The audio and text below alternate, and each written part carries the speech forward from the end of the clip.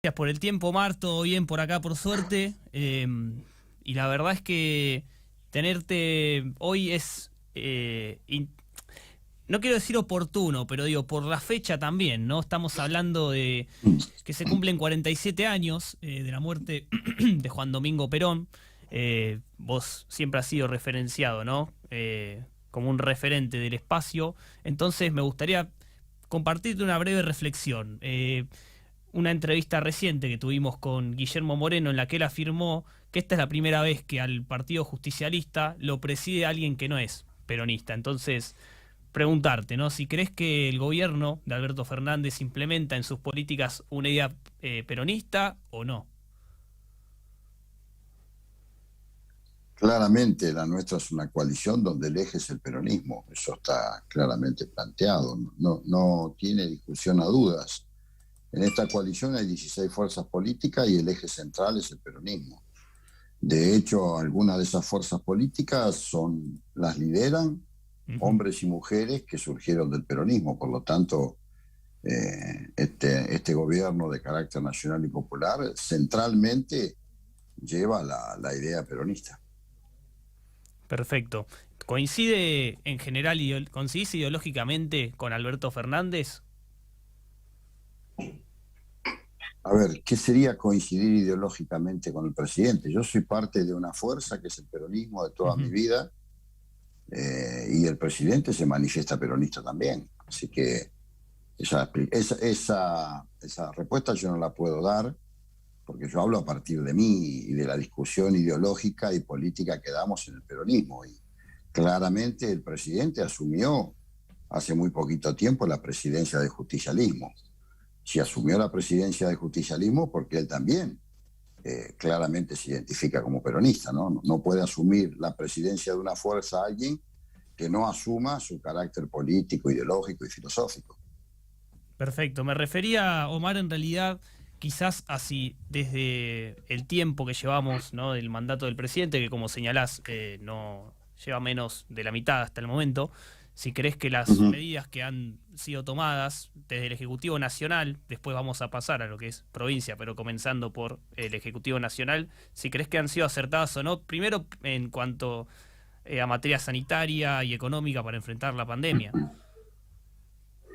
materia sanitaria creo que es lo más destacable que ha hecho el gobierno. En primer lugar, porque la situación sanitaria no desbordó, como muchos pensaban que podía pasar, no pasó. Tomó las precauciones y elaboró las propuestas y utilizó las herramientas y los instrumentos necesarios para que eso no sucediera.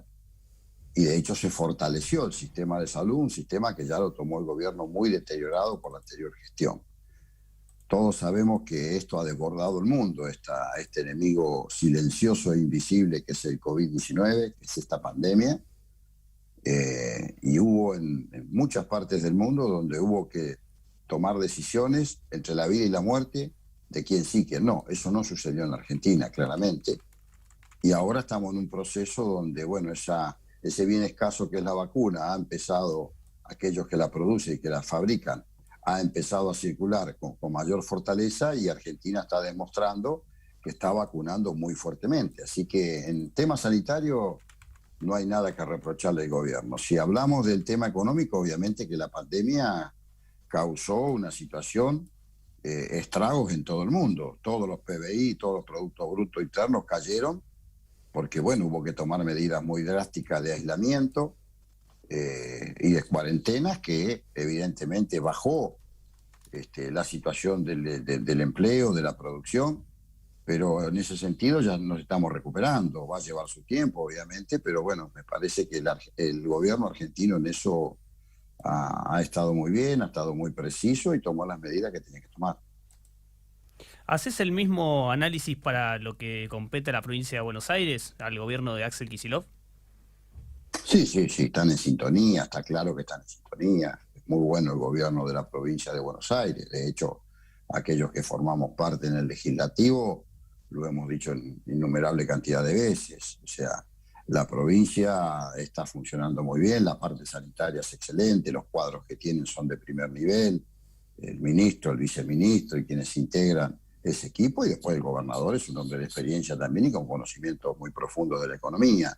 Así que, por lo tanto, en ese sentido está en sintonía la nación con la provincia. No veo allí ninguna diferencia. Después, bueno, cada uno tiene su estilo, le da su propia dinámica, pero ha estado todo el tiempo trabajando online, como dicen ahora, gobierno nacional, gobierno provincial.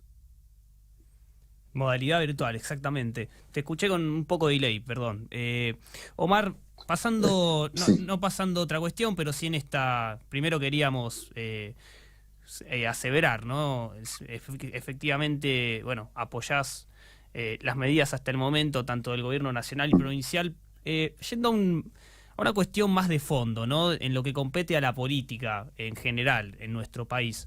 ¿Sentís que, bueno, también en relación a algunas encuestas que han estado circulando en los últimos meses, donde se refleja cada vez un mayor porcentaje de la población descontenta en general con la clase política? ¿Crees que la política está sufriendo algún tipo de desacreditación o que está en un proceso de desgaste o que es un proceso de transición hacia producto, ¿no?, también de las crisis económicas que están acaeciendo, pero va a terminar estabilizándose en la población, digamos, la fe en los políticos? Mirá, yo creo que en eso sí tengo una mirada de la política. Creo que la pérdida de las plataformas políticas, los programas políticos, de las grandes fuerzas políticas, los grandes partidos como son el justicialismo, ha sido el radicalismo y alguna que otra fuerza progresista en su momento, podríamos identificar al partido intransigente en algún momento, eso ha ido mutando por un tema que ha tomado mucha centralidad, en la cual los medios tienen mucho para decir y para explicar allí, la misma política, los mismos dirigentes también. Se ha pasado de las plataformas y los programas políticos a las discusiones personales. Vos arrancaste esta entrevista preguntándome qué opinaba yo de lo que había dicho otro compañero. Uh-huh. Precisamente esa es una de las cuestiones que le hacen mal a la política, porque lo que hay que discutir es ideas. Yo no puedo opinar lo que opina otro compañero, cada uno se hace cargo de lo que dice. Ahora, lo que sí tenemos que discutir son ideas, propuestas, y precisamente la política entra en descrédito cuando nosotros entramos en discusiones personales, a lo que hoy le llaman la grieta.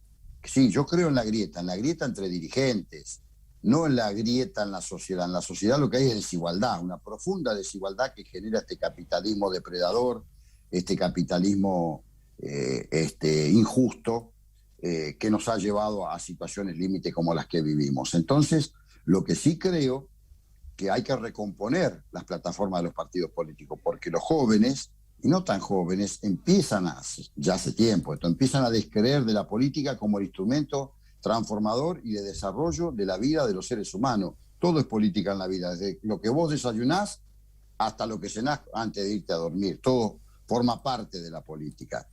Y precisamente esa es una falencia que tenemos y muchas veces alimentada por algunos voceros de los grandes medios concentrados en la comunicación que llevan, por ejemplo, en la televisión, llevan a dos personas a discutir en términos personales y no de propuestas. Y es más, muchas veces sucede, y vos lo ves también como yo, que llevan a una persona, hombre o mujer, 4 o 5 veces un canal de televisión, le dan un poco de marketing y después termina siendo candidato o candidata. Y viene de cualquier sector de la sociedad. No hay una propuesta política atrás, no hay una plataforma, no hay un programa, ni siquiera muchas veces una ideología definida. Bueno, este es algo que la política debe resolver. ¿Sabés por qué? Porque entonces se produce esto que vos me decís con mucho criterio. La sociedad empieza a desconfiar de la dirigencia política, no a desconfiar, a no creer en la dirigencia política. Y eso es lo peor que nos puede pasar, porque desde el único lugar que se transforma es desde la política, no hay otro lugar. Aún con su deficiencia, el sistema democrático de la política es el más conveniente en cualquier parte del mundo, no solamente para nosotros. Entonces sí creo que hay una desvalorización y que allí también la dirigencia tiene que tomar otra actitud. ¿Y a qué podés, entre otros factores, atribuirle, ¿no?, esta desvalorización, este descreimiento de la sociedad en los líderes políticos? En muchas cuestiones. Primero porque hay mucha mediocridad. Vivimos la sociedad en la mediocridad en todos los ámbitos, políticos, sindicales, sociales, empresariales, comunicacionales. Hay mucha mediocridad. Yo realmente hoy Hay días que realmente no veo la televisión. Gritos, peleas, discusiones entre dirigentes, entre periodistas, una mediocridad en el campo semántico de la palabra. Es tremendo, realmente. Eso es agobiante y la sociedad se cansa de eso, obviamente. Entonces empieza a descreer profundamente. Por eso te dije, creo que hay que recuperar la formación de cuadros, los cuadros integrales, que en eso el sindicalismo, está bastante bien en ese sentido, porque preparar nuestros cuadros nos lleva mucho tiempo, pero están a la altura a la hora de discutir con los patronos determinadas cuestiones que tienen que ver con los intereses profesionales de los que nosotros representamos. Pero lamentablemente estamos viviendo en un siglo de mucha mediocridad. Si vos mirás un poquito, te vas a dar cuenta que no hay grandes líderes como en el siglo pasado. Siglo pasado tenés para nombrar lo que se te ocurra. Y si vos me apuras ahora, te digo, el único gran líder y estadista mundial es el Papa Francisco. De ahí para abajo pondría en duda un montón de liderazgo. Entonces, es un tema que hay que resolver porque la sociedad se aleja de la política y eso nos daña a todos, a la misma sociedad también. En definitiva, nosotros somos producto de la sociedad que generamos.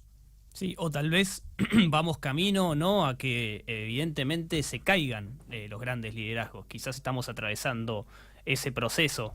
No sé cómo lo podés concebir, pero creo que no es solo en Argentina esta situación, sino a nivel mundial. Entonces quizás la sociedad haya avanzado de una forma tal en la cual ya se descree o se desconfía de los grandes liderazgos. No, yo creo que hay una sociedad del consumismo. Este es un capitalismo salvaje. El propio Papa lo dice. Vivimos la globalización de la indiferencia y el descarte de la persona humana. Hoy es todo consumismo. Hoy todo consumir, consumir, consumir, consumir. Entonces, ya los Estados-nación no tienen la fortaleza que tenían. Es más, hoy son más fuertes los fondos de inversión, no sé, Templeton, BlackRock, por nombrarte dos, que un Estado-nación. Esto es así. Fíjate cómo ha desnudado a este capitalismo la pandemia. La pandemia lo puso al desnudo, en su propia contradicción. Vos fíjate que los Estados-nación son los que compran y proveen las vacunas. ¿Pero quiénes la producen? ¿Los Estados-nación? No, lo privado. Entonces, ahí ya tenés una demostración. Hay una sociedad del consumismo por el consumismo mismo que depreda todas estas cosas que estamos hablando. Entonces, eso significa después pérdida de valores. Y esto es lo que estamos discutiendo. Creo que allí radica el gran problema, pero me parece también que este capitalismo entró en una crisis muy profunda. Si vos mirás país por país, región por región, vas a ver que hay una discusión que aflora desde abajo. Qué sé yo, podemos hablar de lo que está pasando, tomemos dos ejemplos cercanos, lo que está sucediendo en Colombia o lo que está sucediendo en la sociedad chilena. Entonces, eso también demuestra que hay un capitalismo concentrado que entró en una crisis, en su fase más profunda de crisis, quizás más salvaje, la fase más salvaje, pero también la más profunda de crisis. Yo el otro día leyendo un informe me enteré que hay un 30% de jóvenes en Estados Unidos que abogan por un régimen socialista. En Estados Unidos te estoy hablando, no estoy hablando en la América Morena. Bueno, entonces esto llama a que reflexionemos y vuelvo a insistir, aquí hay que elevar el nivel de la discusión y hay que elevar también el nivel de toma de conciencia. Omar, la última, antes de ir al corte, nombrabas, ¿no? No quiero decir virtudes, pero sí destacabas el sindicalismo. Recordar que vos tenés un rol muy activo en el sindicato de Canillitas. ¿Cómo ves actualmente a los trabajadores respecto a su situación salarial? ¿Crees que las últimas paritarias acordadas alcanzan o todavía falta para que gocen de un sueldo acorde a la inflación que estamos viviendo? Bueno, todas las organizaciones sindicales firmaron las paritarias con cláusula de revisión. Está claro que la aspiración del gobierno nacional de ese 29% que se aprobó en el presupuesto en el Congreso de la Nación, hoy va a ser superado. De hecho, si vos mirás el acumulativo de enero a la fecha, está en un 21,5%. Y si tomás la interanual, es 48,8%. Por eso, el propio Congreso de la Nación, a través de sus autoridades, la presidenta del Senado y el presidente del Diputado, firmaron un convenio en 4 tramos del 40%, que acumulado da arriba de un 45% para todos los empleados del Congreso de la Nación Argentina. Esto te está demostrando que también otra faceta, más allá de del tema inflacionario, que es la gran preocupación que tenemos, una de las grandes preocupaciones que tenemos en la Argentina, que también hay un gobierno que reconoce que las paritarias son libres, cosa que no pasaba con el anterior gobierno. Eso también es bueno resaltarlo. Perfecto, Omar, estamos ya sobre la hora. Queremos agradecerte por el tiempo y bueno, te esperamos en otra ocasión. Un saludo de parte del equipo. Cuando ustedes quieran, les mando un saludo grande y lo importante en esto, insisto, es discutir ideas y elevar el nivel de conocimiento. En un mundo tan dinámico como este y en una revolución científica y tecnológica como vivimos, lo peor que nos puede pasar es quedarnos sin grandes partidos políticos con plataforma y entrar en la mediocridad de la discusión individual. Eso no aporta nada y realmente nos retrasa todos los procesos.